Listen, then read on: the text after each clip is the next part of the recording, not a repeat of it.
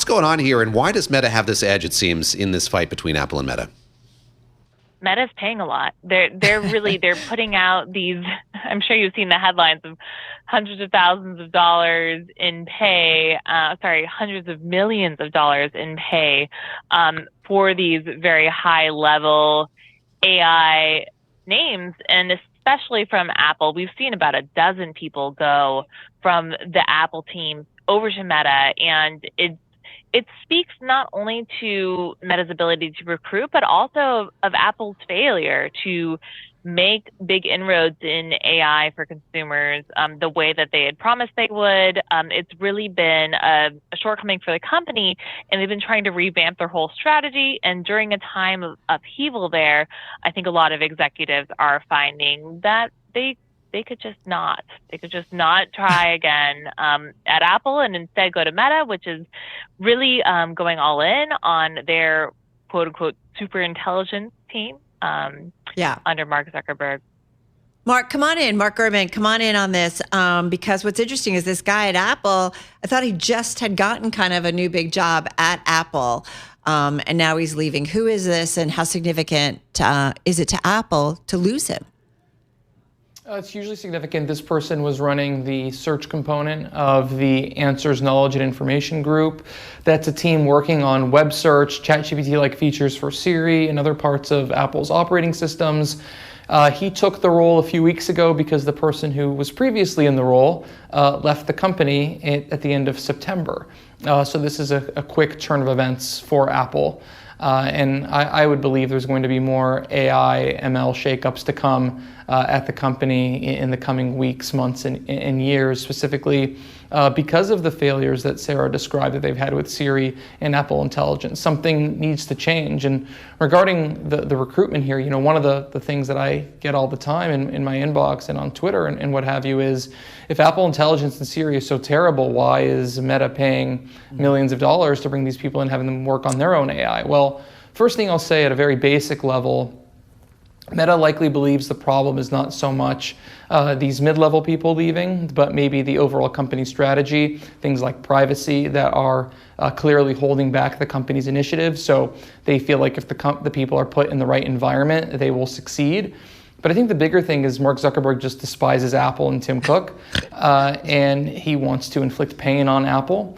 And he feels like he can inflict pain on Apple by stealing their best AI minds and putting them on Meta projects. So he is worsening Apple by removing their talent. And he's also potentially putting them in a position and creating a business opportunity for Meta. He probably figures that if Apple's AI initiatives are in the toilet, they're going to have to partner with someone, and they're going to have to pay loads of money to other companies. And probably figures that, Meta and Apple may get a partnership, and Apple may be paying Meta tons of money because they have all the folks working on the AI that they need to help power the iPhone. So that's my 2 cents. Of a sort there, maybe. So much for gentlemen's agreements, right, in Silicon Valley. Sarah, we've talked to Mark as recently as yesterday just about how Apple plans to deploy this, their AI when they get there, feel ready to deploy it so much as they would. What is Meta's plan under Mark Zuckerberg's vision? How does it intend to use AI more going forward?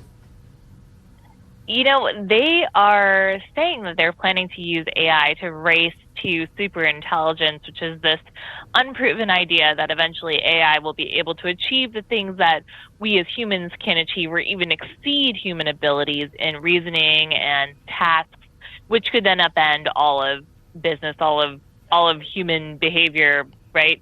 So they want to get to that first. So far, what we've seen from Meta has been kind of behind the scenes driving their business. They've really improved their ad recommendation engine. Again, this goes back to the rivalry with Apple, because Apple cut off their ability to have data on mobile phone users. So they had to come up with a way to serve them the right kinds of ads, and they used AI to do that, and it was actually quite successful. So in some ways, Meta has Apple to thank for the initial motivation to dive so deeply into AI, but they've also used it to improve what kind of content is recommended to people, and even how content is created. And that's something that I think is one of those things when people see AI generated content and they're they say, is this really what we're using all of our natural resources and capital to do? You're going to make, videos of hamsters eating unicorns? Like, this is not what I signed up for, but that is what you can do with Meta's video generating tools. But that's, I think, the path. But then we are all led to believe in this gold rush that there is some pot of gold at the end of the tunnel, this super intelligence that will free us all. I got to say, I've asked ChatGPT to draw a horse. I don't know, I've been playing around with it, but I am also doing more sophisticated stuff. Mark, come on in back, because I'm looking at the FA function on the Bloomberg. Meta's got about $47 billion in cash on its balance sheet. Apple's got about 133. I mean, they both have tons of cash to do kind of whatever they want. Having said that, is Apple getting kind of ticked off at this talent raid? And how deep is their bench? What do? Do they start paying up? How important is this to Apple's future that they figure out the AI world and how it relates to Siri and elsewhere in the company? I mean, they've raised salaries for a bunch of their AI talent, part of their Apple Foundation Models group. Those are the prized researchers, Meta, OpenAI, Gemini, everyone is going after. So they're trying there. But they're also going to do some acquisitions here in the next few weeks, I believe, to help restore some of their AI talent.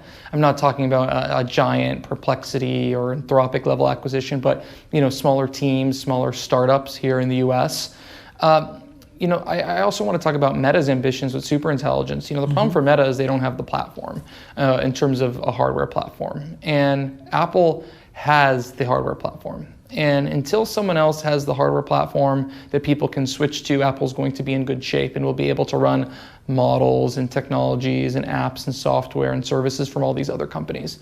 But the problem really is going to take off when Google or Meta or OpenAI or Microsoft, or you name it, has a real hardware alternative to Apple that maybe is half as good hardware-wise, but is 10 times better AI-wise. And so that's what Apple needs to watch out for. That's why it's so critical for them to continue shoring up that moat and building out their ecosystem by improving their AI. Carol, I know you're here to talk to Mark about Apple hardware and his latest story. I'm going to tee that up for you because you've been buzzing about this since we got in the studio and this story broke. It's kind of cool.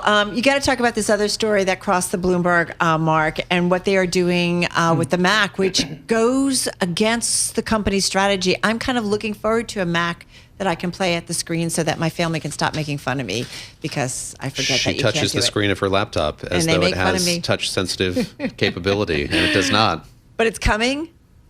Touchscreens are table stakes. All the PC laptops have it. People are used to iPads. People have been multi-touching with their iPhone and whatever for years. It's about time. So that's going to change between the end of next year and early 27 with a revamped MacBook Pro, OLED, thinner, lighter, faster processing, and they are going to remove the notch cut out at the top of the MacBook Pro screen right now and move to a hole punch design. So I've been holding out for this one for a while, and I'm pumped to get it myself in a year and change or so. What does it say just about our consumer behavior, how we use these devices? So why you're looking forward to it, Carol's looking forward to it. What's wrong with the old-fashioned keyboard and trackpad or mouse? What do people?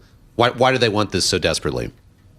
There's nothing wrong with it. It's become table stakes. The PC makers have been pushing it for years now, and some consumers like it, and if Apple wants to remain as competitive as possible, they need to match the functionality that everyone else has, or people are going to look at other ecosystems. It's really less about coming up with breakthrough new things and doing enough with their existing products to make sure people don't leave to the competing ecosystems.